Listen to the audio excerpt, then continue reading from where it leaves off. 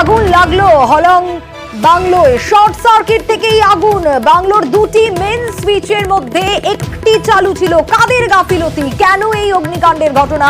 ভস্মীভূত হয়ে গেল পুরো হলং বাংলো। পার্থর কাছ থেকেই আপডেট নেব। পার্থ, এই যে মেন সুইচ, এই মেন সুইচে গাফিলতি কার? কারা চালিয়ে রাখলো? কিভাবে এই ঘটনা ঘটলো? কি আপডেট পাওয়া যাচ্ছে?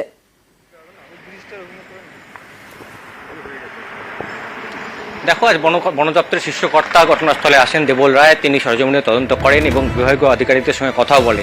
এই যে হলং বনবাংলো, তার দুটো মেন সুইচ, একটি মেন সুইচ অপারেট করে হলো একদিকে যেমন গিজার, অন্যদিকে এসি, অন্যদিকে যে আলো জ্বালানো জলে, যে আলো জ্বালানোর আলাদা একটা মেন সুইচ রয়েছে।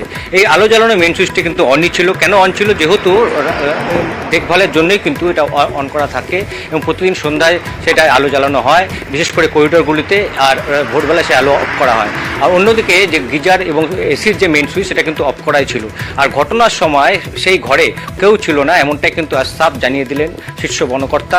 এবং যে সিসিটিভি ফুটেজ রয়েছে, সেই সিসিটিভি ফুটেজ খতিয়ে দেখে কিন্তু তিনি নিশ্চিত যে শর্ট সার্কিট থেকেই আগুন লেগেছে।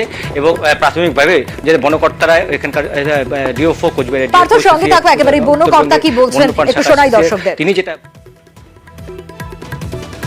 ওয়ার্কিং হাইপোথিসিস যা আছে সেটা শর্ট সার্কিটই। ফরেনসিক দল এসে নমুনা সংগ্রহ করে গেছেন, রিপোর্ট এলে তখন আমরা কনফার্মলি বলতে পারবো। তদন্ত করে নিশ্চিতভাবে জেনেছি যে ঘরের মধ্যে কেউ ছিল না। আগুন ধরা পড়ে এবং দুই রেঞ্জ অফিসার যখন উপরে ওঠেন তখন তাদেরকে প্রথম ঘরটা মেন গেট করেছিলেন, কাজে ভেতরে কেউ থাকলে বাইরে থেকে লক করা থাকতে পারতো না। আগুন যদি মানুষকেও ইচ্ছে করে লাগাতো তাহলে নিচের তলায় আগুনটা লাগতো।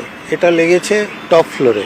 এসির কম্প্রেসারের মধ্যে একটা গ্যাস থাকে, ক্লোরোফ্লোরোকার্বন যেটাকে বলে। যখন প্রচন্ড হিট হয়ে যায় তখন ওটা বাস্ট করে এবং ওই গ্যাসটা নিজেই খুব কম্বাসেবল, ওটা ব্লু ফ্লেমে জ্বলতে শুরু করে। ওটা আমাদের স্টাফেদের সামনেই হয়েছিল।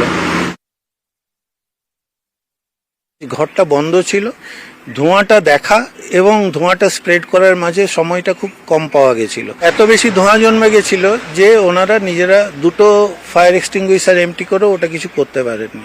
এখনো পর্যন্ত কোনো গাফিলতি আমাদের নজরে আসেনি। এলে নিশ্চয়ই আপনাদের জানাবো এবং উপযুক্ত ব্যবস্থা নেওয়া হবে।